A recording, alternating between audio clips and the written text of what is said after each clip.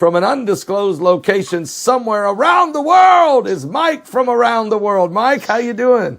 Pastor Paul, God bless you. How do you hear me? Man, you're coming in high, wall to wall and treetop tall, baby. It sounds wonderful today. Well, it's good to be here, Pastor Paul. Now crank it back up there. I don't know where you went. Crank it back up. I'm good to go. I was mumbling. Okay. Mike, good to have you here. It's great to have you here tonight. Good to be here. Code red, Mike. Code red. Scientists are warning that climate change has pushed the Earth's vital signs to record extremes. Oh, coming clean, are they? Coming clean. So what would make them come clean? What's is it because they won't be able to control the narrative soon? The election. Ah.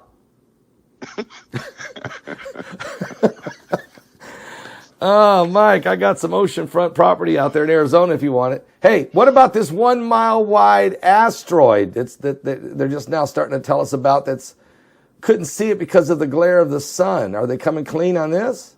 Part of the junk that's around the opposite side of the sun must have been ejected. I think that's a rogue. There's still something back there. Something big is back there. And there's no way for anybody to see it. Optics can't see it because of the sheer, bombardment of photons, and everything is washed out if you turn the all that sensor data too low. So yeah, they had to come out with something. I believe that people will begin to see early in the morning, well, probably in the afternoons now, some sort of distortion of the sun at a particular time in the day. And so they have to come up with something to justify what people are about to begin to notice in the heavens. They're stalling. They can't, it's not something you can come out and just tell everybody, because people would, they would panic. Listen, if people can panic over politics and almost kill each other over politics, what would they do if their lives were threatened from some sort of external source? They couldn't deal with that. No. And that would send too many people over the edge. So, Mike, what you're saying is there's something much bigger than this 1 mile wide asteroid that's we couldn't see because of the glare of the sun. You're saying there's something much, much bigger than that. So is this something? You know what, Pastor Paul, the nature of the solar system, a lot of people believe that somehow, things coalesced, like the Earth coalesced, the moon coalesced, and with some of the reports coming out of just the raw material of the moon that is so different from Earth, right? That's going to mess people up.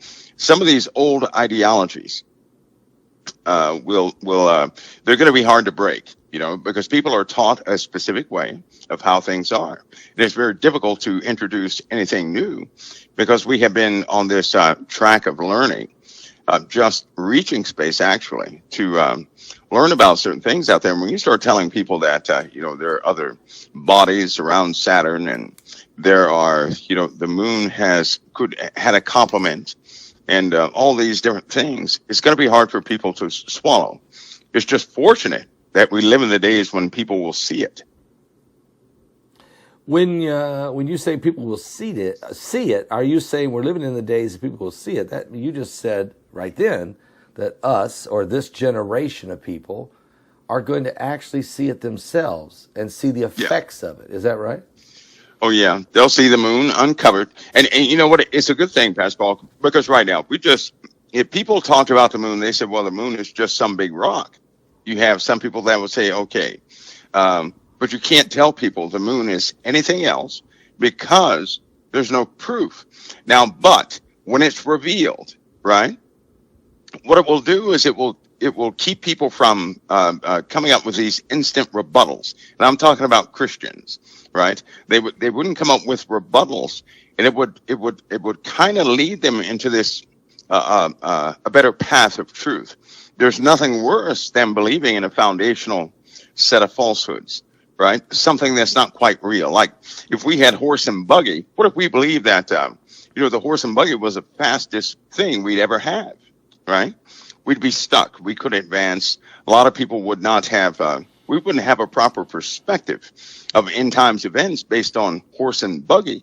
That wouldn't work, right? So the moon is the same way. Are you saying, when you say the moon, when the moon is uncovered, I mean, that like help me understand what you're saying there. Uncovered. It's covered right now with a lot of powdered dust and 2 layers of a rock type substance. When it's uncovered, right, it's going to give people will reevaluate what they believe that existence really is. In other words, they will come closer to the truth. They will. When we uncover the moon or dig deeper into the moon? No, it will uncover itself. We're not going to do it. It will be uncovered, though. It's just one of those events that will take place. Well, this would have to be a massive event. I mean, some kind of insane event to uncover the moon. We're going to have some very strange effects that happen. For example, we'll have photon rings that will come into the solar system. Now, that seems like some sort of benign type of description for something, but imagine a ring you cannot see, you can detect, you cannot see it, and it only activates in the presence of atmosphere, right? And it only reacts by way of individual spectrum when introduced to the sun's photons, right? Okay. Then everybody will start to see that ring. Well, this ring has a lot of force behind it, and it will begin to shake loose quite a few things. The moon's going to be one of those things. It's bouncing around out there now. They can detect it. They didn't quite know what it was. It's almost like like somebody has a fan, waving a fan continuously, and whatever it touches, it somewhat shakes loose. That's a lot of force mixed in with this with that ring, that photonic ring. All right, now you mentioned January 5th, and of course, obviously, we get emails every day. Okay, do you know what Mike's talking about? Can you give us more? Can you get more information from Mike on this January 5th situation? And you said this was the first of 17 different dates. I take it that are going to take place in the year of 2023. Yeah, you'll notice the scientific community. Well, I can't say them. The guys who pay the scientific community will likely influence people to come out with reports and findings to explain or to mitigate what we're about to go through. Climate change, what they're calling climate change, is only a small portion of what we're about to go through. And again, even with climate change, do humans contribute? Yes. But humans are not on other planets heating them up. Venus is continuously heating up. Saturn is heating up. Jupiter is changing. Mars is altering. We have all these things happening because something is perturbing the normal conditions that everything has been in. So everything is changing. And around January 5th, we're going to have something enter our solar system. We're going to experience some effects, and they may be real drastic in certain areas. Some effects from spatial anomalies. I'm going to call them that. As we get closer to that day, I'm sure that we can define them even better, because I would like for people to have some sort of awareness. It's like if you'd like to know if a tornado was coming, right? Even if you were not in the way of it, you'd want to know what that noise is, right? It helps. It gives a person some calm. But Pastor Paul, I suspect that people will stand around just like this in a very short time. They're going to say, I wish I had more time. I wish I would have known. They're going to look around as some sort of calamitous event that happened to them, and they're going to regret not taking anything seriously. A time is coming. Fear is going to be great everywhere, right? And people will ultimately, with fear comes violence.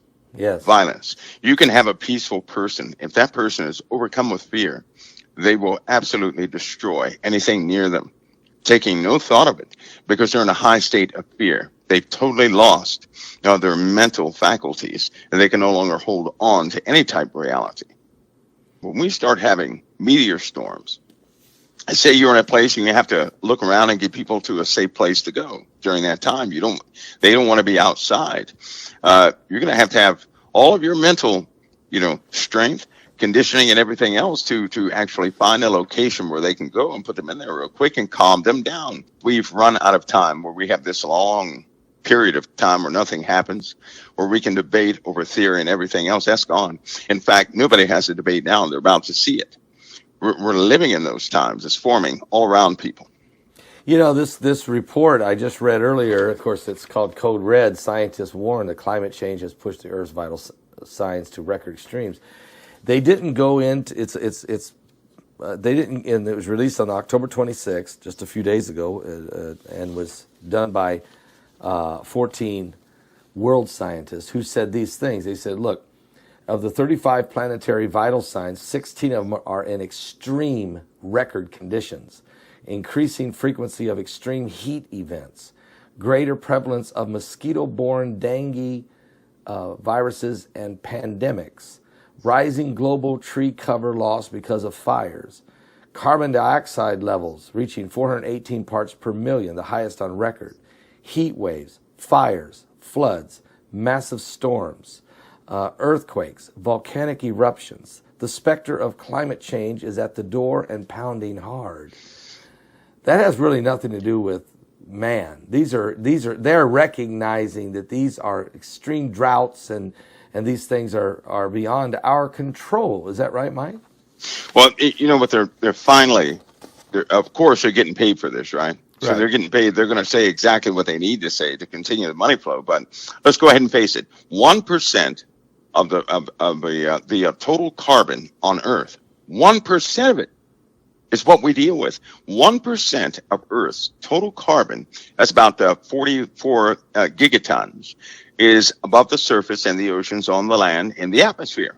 The rest is subsurface. Now keep that in mind. The 99% of the carbon is subsurface. We're not dealing with that.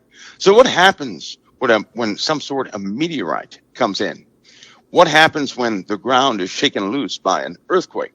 What happens when you have magma discharges in places, right? Then we're going to see a release of a real carbon release. Then we're going to see what can actually happen. We're only dealing with a 1% factor here, right? The rest is in the crust of the Earth, and it can be let loose by a meteorite, by a nuclear explosion, by even some of the bombs that we have. It can be let loose by that. Now, that means it's taken at least 10 years to have some notable effects that people won't deny. I'll tell you this right now. With some of the weapons that we have, just with the weapons that we have, some of the smaller ones, if they were utilized, they would release probably, I'd say, about 2 or 3 more percent. That is 400 to 500 years worth of carbon would be released in a couple of hours, right? What do you think would happen to the clouds then? What do you think would happen to the animals then? What do you think would happen to the mixture in the atmosphere, right? You'd have electronic discharges in the atmosphere like nobody ever. We would need an EMP, because if it rises that fast, we're going to have static coverage all over the planet, which means electronic devices will blow. Ironically, we're still going to have a power grid, but everything that receives a signal, they're going to also receive that static potential, right? That's what will happen with war. And we sit at the doorway of war right now. At least people are using weapons. And at this point, it does not matter where they release those weapons. See, now when you know these things, and when you've run the scenarios on these things, when you've looked at the modeling on these things, it does not look good for anybody. It just doesn't. The Earth's natural processes right now will bring that 2% right to our faces, at least by 2023. What? So that's just not a good thing, right? So we're looking at hyper changes in the atmosphere, the weather, the ocean, the land masses, everything. That's what we're looking at. So here we are. I'm trying to understand this static atmosphere. I know you've talked about an ash atmosphere. And just recently, Mike, you know that there was a meteorite that hit a house up there in Northern California, burn it down. One of our online members, what was the person's name? Their daughter was living there in Salem, Washington, when something exploded outside her house and shattered the windows near the baby's crib. The news media came out to see about it, and it's like there's some kind of like small meteors or something are crashing. I mean, is this what you're saying? Pretty soon you're not going to be able to hide this anymore? They won't. You know what, Pastor? I have I have certain colleagues that went into insurance, and for the last 30 years, we talked back and forth. I never said anything about insurance and micrometeorite coverage, right? No, you haven't. Every single day, somebody's dying from micrometeorites every day, and that's what it used to be. Now it's escalating. Insurance companies are running out of money. They're Yeah. running out of money, and that's going to change. That within itself is causing a little bit of hardship in several areas, but I've never said anything about that except for on your show, not ever to anybody, because it was something I would just track, so I would know the truth of what was happening in the environment. And well, that percentage of folks who are impacted by micrometeorites, it's increasing, and we're talking about death. All right, that's what we're talking about, death. People dying from being hit by micrometeorites. It happens every single day, but the concentrations are starting to go up, right? So Yeah. the number is increasing.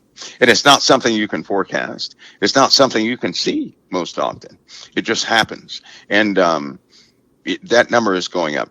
People are dying more by this. The guy's name is James Foster. He's been with us 4 or 5 years, and he's been a member of this online church. His daughter Erica, living in Salem, Oregon, and actually the news media, local media there, went there and interviewed her and showed you where the glass, and then showed you the spot where something hit, and they couldn't find anything, but you see the hole in the ground where. Yeah. And could that be from just a little small pebble? Oh, yeah. Because normally people die from tiny, teeny pieces, right? They look like somebody shot a bullet from the sky down to the ground, right? Or you may have something lodged in somebody's bumper that actually melted the aluminum on the car frame, and it's still lodged in there, right? Little tiny pieces. Dimed size rocks are killing people every single day. And there's a large concentration in Mexico, and they keep people out of certain zones in Mexico and the USA for that very reason. They won't allow anybody to build houses in these areas because they're drawn to these specific areas in the earth.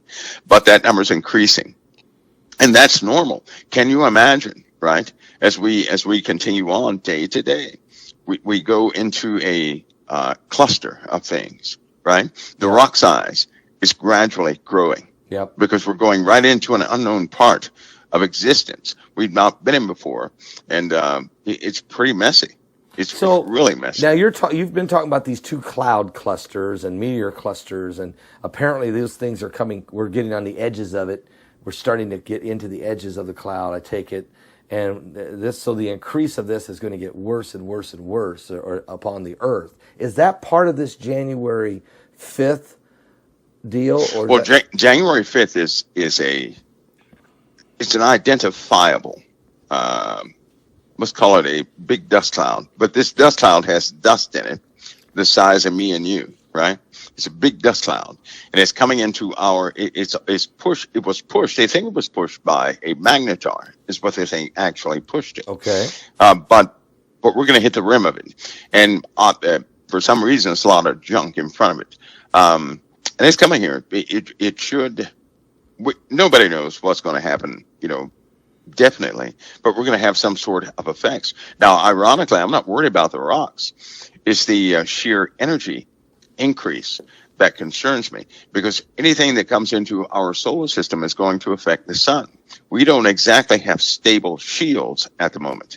Our magnetosphere is fluctuating big time. Yeah. And if the sun starts setting off some flares or CMEs or faster ejections of its radiation at a time when our shields are starting to wink out in certain areas, we're going to have a breach. And when we have that breach, people are going to get sick and hurt, right? There are already people in the world, just so everybody knows. You may not know this, but there are people who report to hospitals with something, akin to radiation sickness from severe exposure to radiation, high doses of radiation. This happens every day. So a person is normal one day. The next day, they're full of blisters. They go into the hospital, and it is from radiation poisoning, right? This happens frequently, or it's happening all the time now. And it's not exactly in one area. It doesn't happen in one area. You may have parts of a neighborhood that will come in, parts of a city that will come in. You may have one person out of a whole group that comes in, and they know what it is. It's identified as to what it is. But because it's happening more and more now, it lets us know that the magnetic field is not, it's fluctuating big time. And if it continues to fluctuate, Pascal, there's going to be more and more people with third-degree burns, radiation sickness, and the whole nine. So, and I know our magnetosphere is very weak, and we've talked about that quite often. You've done a great job educating us on that, and that as it's weakening, the UV rays and the cosmic rays that we're getting, the plasma, the CMEs, these things are breaking through and are heating up, melting the core of our Earth, going in through the poles and creating the poles are starting to melt. All these things we're starting to understand. But it's let me ask you this question. Some of the people are asking, on January 5th, will we see this cloud that enters? No. But we may have some sort of effect in the sun itself. We may have some sort of effect in the sun itself. So now keep in mind, if we say the shields, our magnetic shielding, right? Say it drew back 25%, right? Okay. You know what that means for us here on Earth? No. All of us would have radiation sickness. Wherever the sun hits, we'd have radiation sickness. This is the sun at minimal activity, right? With the slowest winds possible, it would still just about kill us. I think that's what people don't understand. Without the shielding, right, we'd die within a day. One day, all of us would be dead. The sun without a flare, without any ejections, with minimal solar winds, without our shielding, the Earth would burn up in one day. One day. So it's only the shielding, right, that stops all that radiation, those hot radioactive winds from smacking into the Earth. And the shielding around the Earth is designed in a way to pull all that radiation, those highly charged particles, to the north or south pole. And then it goes inside the Earth. Of course, it's processed, and then the process of the Earth takes place. The Earth emits that energy back out. The Van Allen belts are part of that, and part of that process, and there we are. But if the shielding starts to buckle and collapse, as has already been identified at the beginning of the year, we're going to be in trouble. There have already been places impacted by this. There have been people impacted by this. Will that create the pole shifts, or is there something else causing that? I doubt that the magnetosphere collapse or fluctuations in the magnetosphere will cause a shift, because it is the Earth that creates the magnetosphere in the first place. The Earth is huge, but an external object that would have, say it would have maybe 3-4 times bigger than our moon, if it came in close proximity to us, and it was not a moon, it will certainly cause us to begin to shift in ways we don't want to. And then at that point, we're going to have a bigger problem, because without that centrifugal force, without the forces still maintaining themselves around the rim of the Earth, we're going to have water dislodged in hours.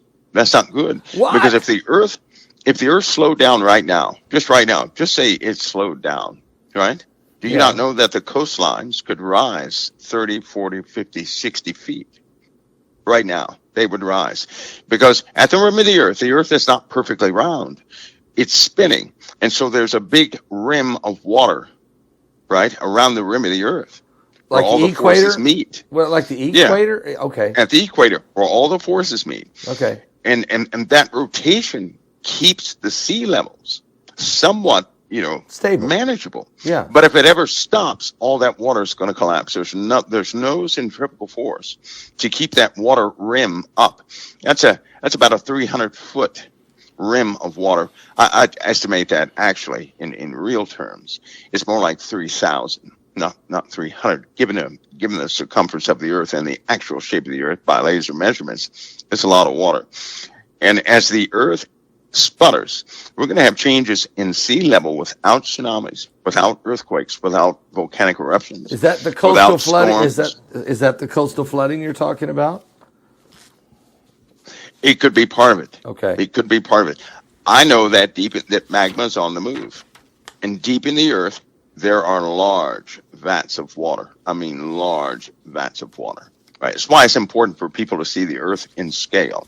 I think they would be surprised to see how, if you could stack all the cities we have on top of each other, or just see how high a plane flies in relation to a true scale of the earth, it would look like the plane is smashed flat on the surface.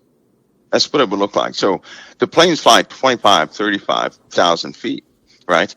If you were to take a basketball and to look at a basketball like the earth, the plane, you wouldn't be able to see the plane because the plane would be so close to the ground, you wouldn't be able to see it if that were the true scale, right? That plane would have to fly much higher before you could actually, make a difference between it and everything else.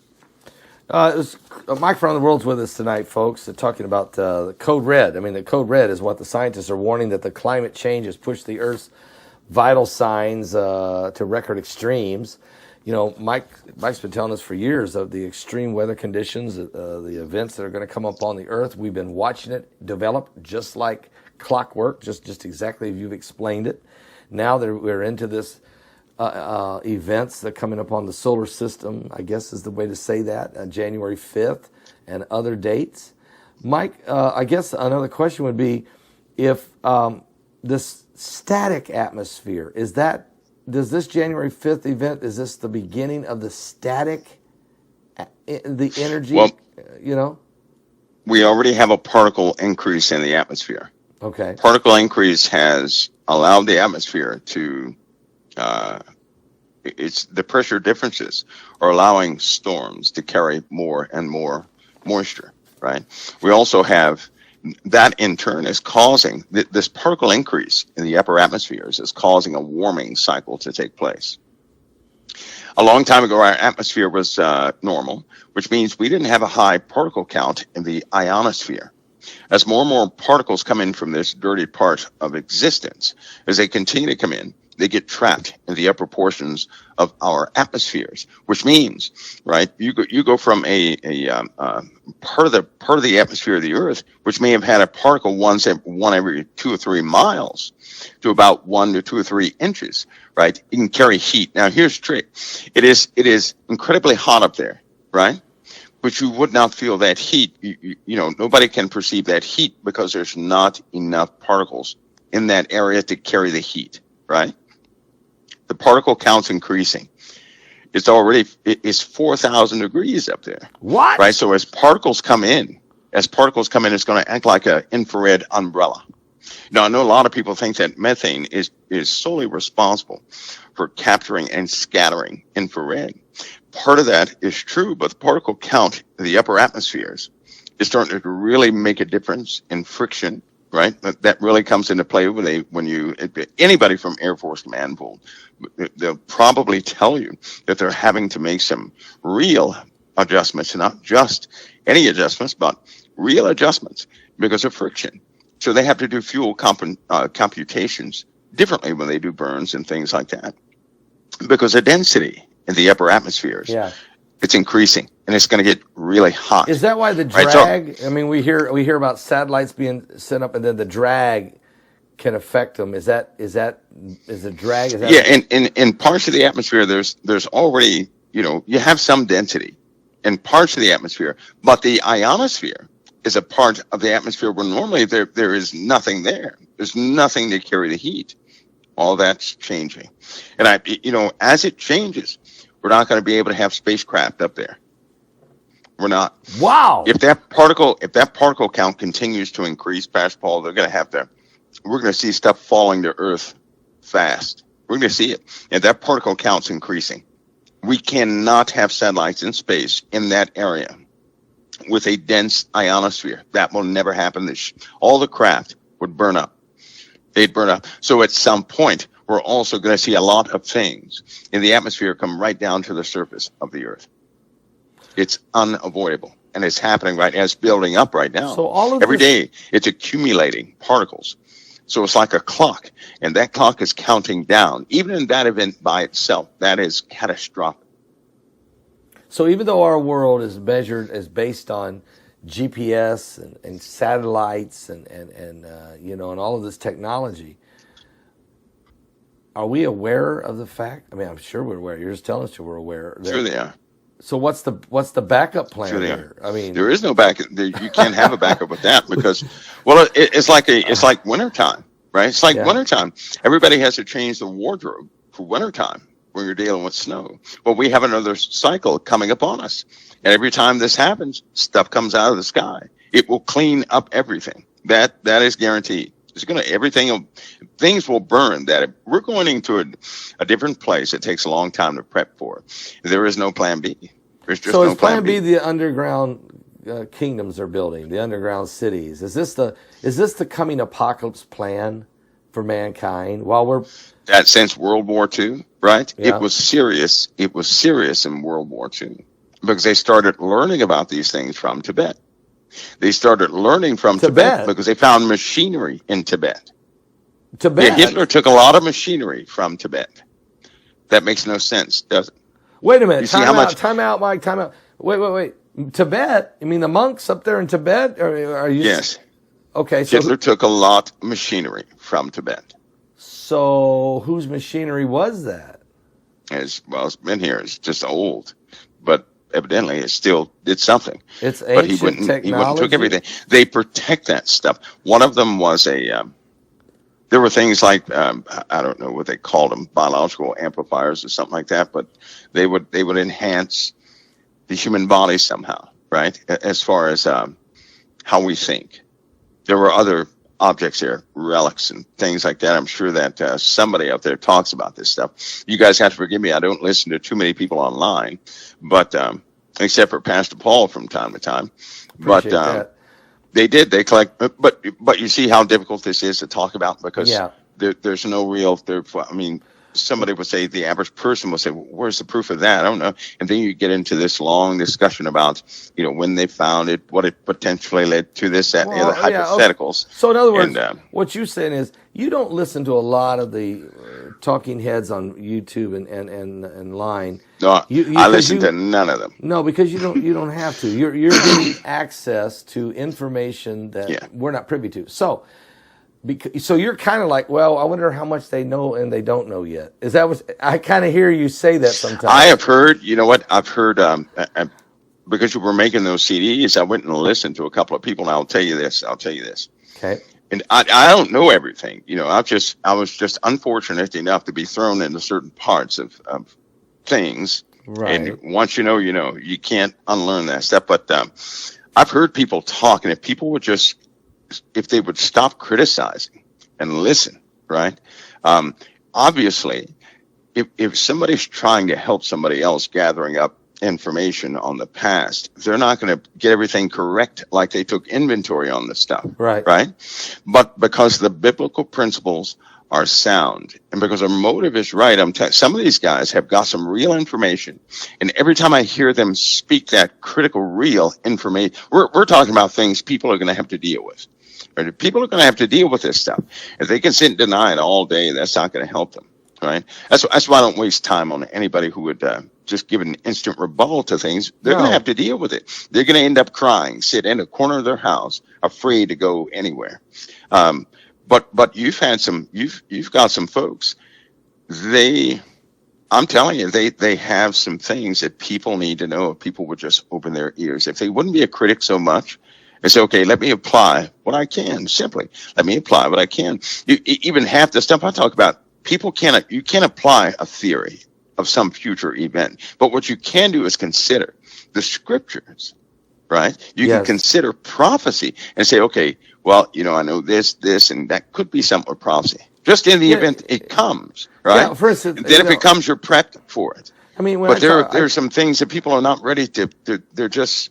They can't. I can't even go there on this broadcast or any other broadcast because they're not really prepared to discuss it. And I'll tell you this: it's going to be a very unconventional end. If people think that they're going to face conventional things that have been in science books, things that we just talk about in space, and that's it, they're wrong. They're going to be horrified at what they're going to face. I talk about Revelation 8:8, with the two deep impacts, the wormwood effect. I mean, when I read that in the Bible, I believe it. Okay, I don't question. Well, I don't know if this could be true. Maybe John on the Isle of Patmos was delirious. No, I believe what he saw. Okay, I believe what he saw. He's doing his best to explain it in a vision. So I say, okay, there's definitely going to be two deep impacts. If that may just be two he saw, there may be multiple. What could cause that? Well, I don't know what could cause that. So I start asking people like you, start looking around and trying to say, what is it we do know now, 2,000 years later? So, Mike, is there knowledge now that would support these impacts to hit the earth and create the damage? And demonstration. People are likely to see an ocean impact pretty soon, right? They won't doubt it after then. An ocean impact that nobody can track right now. Do people understand that in 2016 they set a budget forward so they could, because Congress wanted to map 90% of the heavens for near-Earth asteroids. But here is the clause. Near-Earth asteroids that were above 120 meters, right? Nothing below 120 meters. Why? Nothing, because it's very difficult to see anything that's smaller than 120 meters. Here's the problem. Everything that has surprised us on this earth when man has been here has been under 120 meters. Tunguska, right? Tunguska. That thing had the power to flatten two cities, New York City twice. Right? Yeah. And they estimate now it was only 28 meters. 28 meters. What? 28 meters. That's it. It was 28. All the near-Earth objects are above a certain size. They will not and cannot track objects smaller than a certain size until it's too late. And guess what? They continue. You have scientists out there, seasoned scientists, are saying, it's not the stuff we can track or the orbits we can follow that's going to get us. It's those small ones, right? The ones in that 20 to 80 meter range that are going to pummel us. They're going to pummel us. How do they know this? Because they have emergencies. In the ISS and other things, they have emergencies for. Space Command is working overtime. JPL is working overtime. NASA overtime. ESU overtime. All these agencies are working overtime because they have to come up with some sort of mitigation plan just about every single 3 times a week so people won't die, right? Yeah. Well, we're not going to be so lucky because most of the objects going into this part of the solar system of existence, they're going to be around that 80 meter range. They're going to be about that size. So it's not going to be the big, 5 mile wide thing that's everybody can see. That's not going to get us. What's going to get us is something 80 meters. All the little right? stuff. Something that's 100 meters. A 100 meter object, right? And if it's alkaline, if it's steel, it's still going to have the impact of it's going to have the impact that, well, put it this way, if it hit in the Gulf, it would destroy Texas all the way up to parts of Michigan. How about that? Okay. Yeah, how about that? Okay, Mike, so let's take a look at this for a second. So, we know that this asteroid, Apophis, coming in 2029, we know this thing's about 1,200 meters, okay? And your point is, don't worry about that, or I've heard you say that we got bigger things to worry about. Is it because, even let's say this, they're now saying that Apophis will come within 19,666 miles from the surface of the Earth when it goes by on April 13th, 2029. It's not really Apophis that we worry about hitting us. It's all the little stuff that's coming with it. Am I right in saying that? It's that. It's an electromagnetic tug that we've never had before. It is the sun's activity that will likely double as far as being damaging every year forward. It's going to continue to just get really chaotic. We're already having gravitational anomalies here on the Earth because any twin system, you're going to have some sort of distribution of forces, which is going to knock the central force of all celestial mechanics is going to be thrown off because of this twin system. And we're already feeling those effects. We're going to have volcanism is going to be off the scale. We're on track. right? To have some pretty disastrous things. The activity in the earth and the pressure buildup that's constantly just smashing and blowing up sensors is it's going to breach the surface. It will most certainly happen. We also have sea rise is going to be a big issue. Tarsan is still out there. Tarsan team is still out there trying to find. These guys have been funded big time, but there's no solution to their problem because these icebergs have lost most of their anchoring ability to stay where they are, and they will break off. And if one of them, when it breaks off, half of South America is going to be gone. Half of it. It's going to be that thing will lose a tsunami that will cover everything in the southern hemisphere of the earth. It's not going to cover all land masses and drown them, but the water is going to come up to a pretty high level. Plus, that stagnant water is full of bacteria, right? They have core samples, Parish Paul. They keep taking these core samples, and they're noticing bacteria and viruses and everything else. And guess what they do when they heat up? They spring back to life.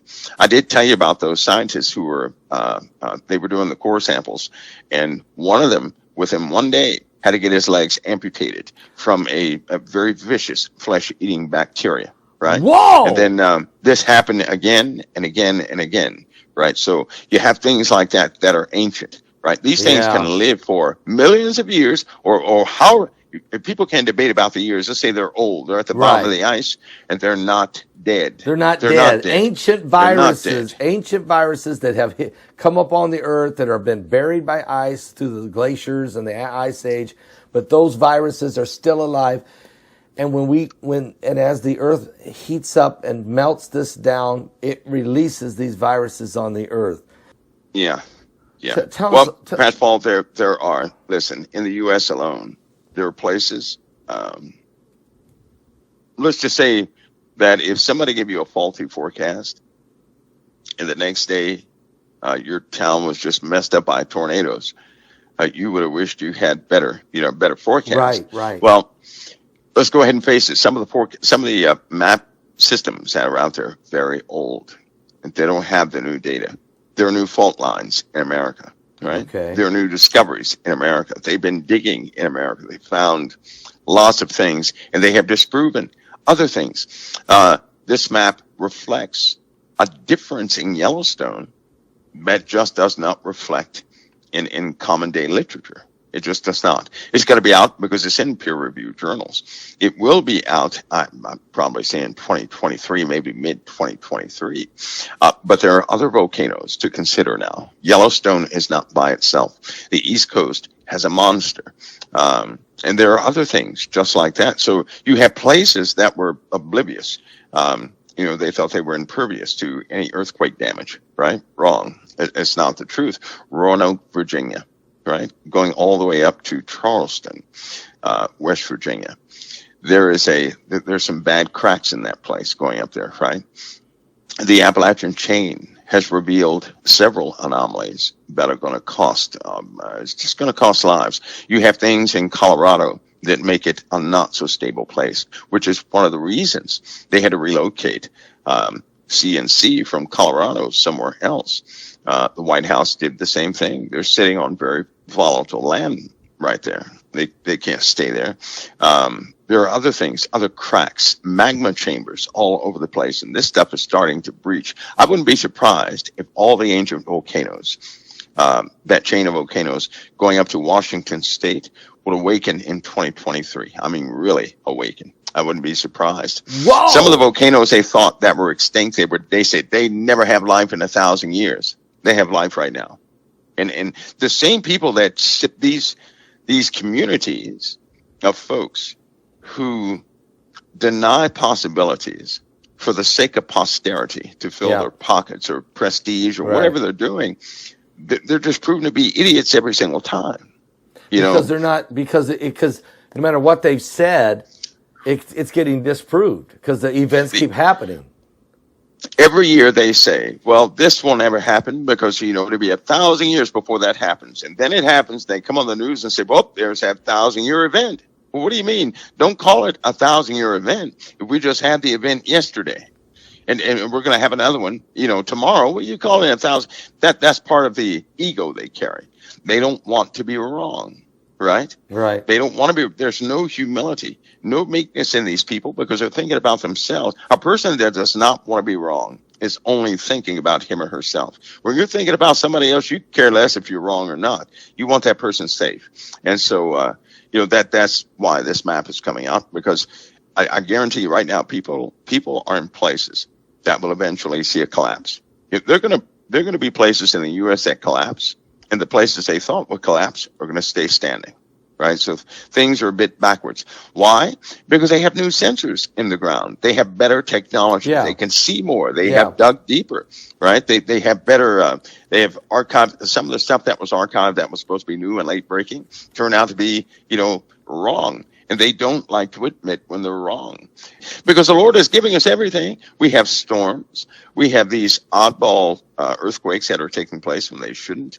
And have you noticed that the storms come, the earthquakes come, and the volcanoes erupt every time a statement of arrogance is given? Every single time a statement of arrogance is given by some, university or some coalition over here, something happens and it proves them wrong. As though the Lord is saying, oh, well, no. But I believe that's for us, because in the Bible, the world, it says the world knew nothing until the flood came and took them all away. So shall also the coming of the Son of Man be. Right? I know that little part. But you know what that tells me? They're not going to notice, Pastor Paul.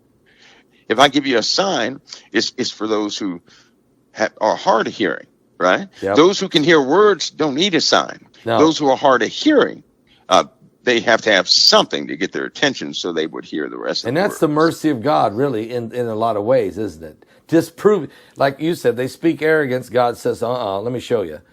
And that's really God still showing mercy. He's still saying, look. It really is. It really is. Look. And I'm a first-hand witness to that. Okay. When being stubborn, not listening, thinking that, I have the answer. The Lord, he got me a couple of times. So, I gave that up. It was stupid though, because we get in these traps. We get ourselves in these traps of arrogance. Yeah. And then in hindsight, you look back and you say, why was I even arrogant? What was I thinking about there? What was I thinking about? Yeah. Well, we have a tendency to do that, all of us. Some of that's pride that we need to let go of and become humble and listen and listen to wisdom and listen to the Lord, listen to the Spirit of God, read the Bible, believe it, and listen to others who are out there trying to help us. That makes sense. And so, Mike, I tell you, I can't thank you enough. I really think tonight was a great broadcast, because when I see the scientists come out, or I see articles, and some of this is sensationalized when they say code red, but then again, I look beyond that. I say, wait a minute, there's something going on. There's too many things happening. There is a sense of urgency that needs to be put out there, and because that's how people get caught unaware when there's no warning. The Bible says that we're watchmen. So it sets us a watchman on the wall. We see something come. If we don't tell the people, he'll require their blood on our hands. That's right. And and I know you've been very faithful of saying people need to know some stuff. There's some stuff people need to know before it's too late. And absolutely appreciate you doing that. Really do. Well, Pastor Paul, I'll tell you what, I'll do it every time I can. Well, I know you will, and I appreciate that. Thank you for coming on tonight and being a part of a great program tonight. Really appreciate it. God bless you, Pastor Paul. It's always an honor. Thank you. The honor is all mine, and we love you, brother. God bless. All right. God bless. Bye-bye.